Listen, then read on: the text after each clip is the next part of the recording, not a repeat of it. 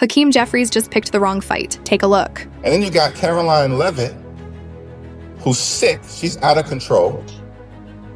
And I'm not sure whether she's just demented, ignorant, a stone cold liar, or all of the above. Since the shutdown began, Washington's been drowning in chaos, name-calling, blame games, and enough finger-pointing to conduct an orchestra. But Karoline Leavitt isn't the type to stay quiet. When she finally fired back, her words didn't just land, they hit like a political thunderclap. Hakeem Jeffries should stop calling me names. He should stop trying to fight my boss, President Trump, and he should go back to doing what he was elected to do, the business of the American people in Congress, and encourage Senate Democrats to open the government. That's exactly why we're diving in today. No party lines, no spin, just straight common sense. If you're an independent thinker who calls it like it is, go ahead and hit that subscribe button. Let's get into it. Illegal aliens and violent criminals. That is who the Democrat Party is catering to, not the Trump administration and not the White House and not the Republican Party, who is standing up for law-abiding Americans, not just across the country, but around the world.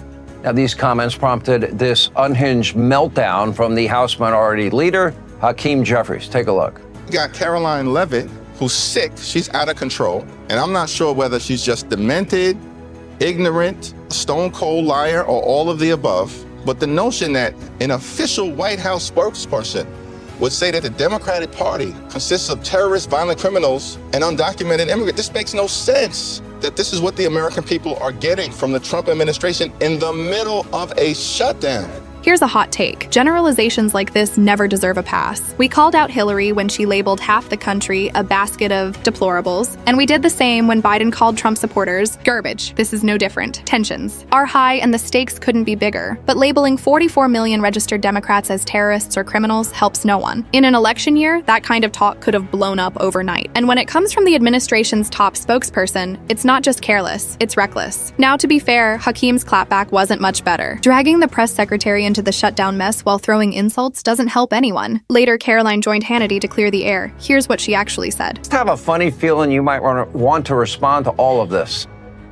I sure would, Sean, and thank you for giving me the opportunity to do so. Look, Hakeem Jeffries is simply lashing out because he knows that I am telling the truth about the modern day Democrat Party. When it comes to illegal aliens, the American people know the truth about that. The Democrats allowed them to flood our country. Why? Because they view that constituency as their future voters. And when it comes to violent criminals, look at what the Democrats support in terms of crime. Soft on crime policies like cashless bail, like letting violent criminals out back into the streets so they can recommit violent offenses against law-abiding American citizens. See, that wasn't so hard. Karoline managed to steer things back to the real issues, the way it should be. Now yes, Hakeem supported the campus protests, but he also said they shouldn't cross into threats, anti-Semitism, or hate. Ironically, that got him heat from the same activists he defended. Still, Karoline's main point stands. It was the Biden administration that let the border crisis spiral, and those reform policies have done more harm than good. And she wasn't done yet. She had one last message for Hakeem about what he should be focusing on instead of name-calling. That's why they're holding this country hostage right now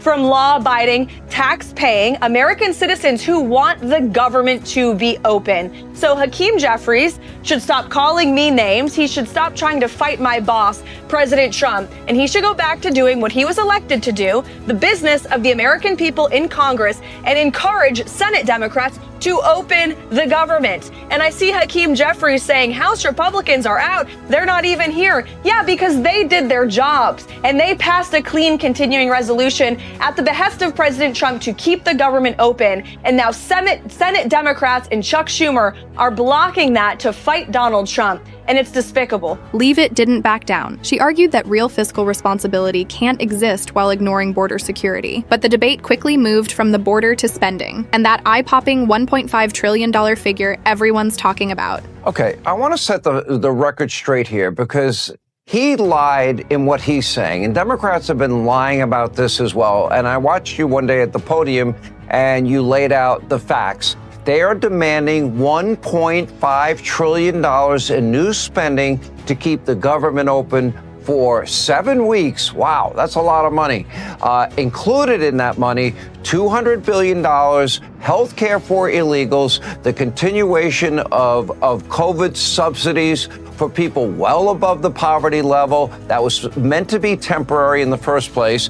They want to fund NPR, PBS, all these Here's the truth behind that number. If the clean CR passes, the government gets 7 more weeks of funding. But that $1.5 trillion is the Democrats' ask, the amount that could pile onto the national debt over the next decade. It comes from 2 places: repealing Trump's Medicaid reforms and extending Biden's temporary Obamacare subsidies. And here's where Karoline hit the nail on the head. The House already passed its bill. What's stalling everything now is the Senate. Democrats are using the filibuster as leverage, bundling in unrelated demands to push their wider agenda. And Karoline wasn't letting that slide. Their continuing resolution that they proposed to keep the government open included a poison pill that would have undone what President Trump's One Big Beautiful Bill did, which is to restrict illegal aliens from receiving Medicaid benefits. President Trump fixed that in the One Big Beautiful Bill, and Democrats want to take it away because they want these taxpayer-funded benefits to continue to go to illegal aliens in our country. This has been done for the past 4 years under the Biden administration,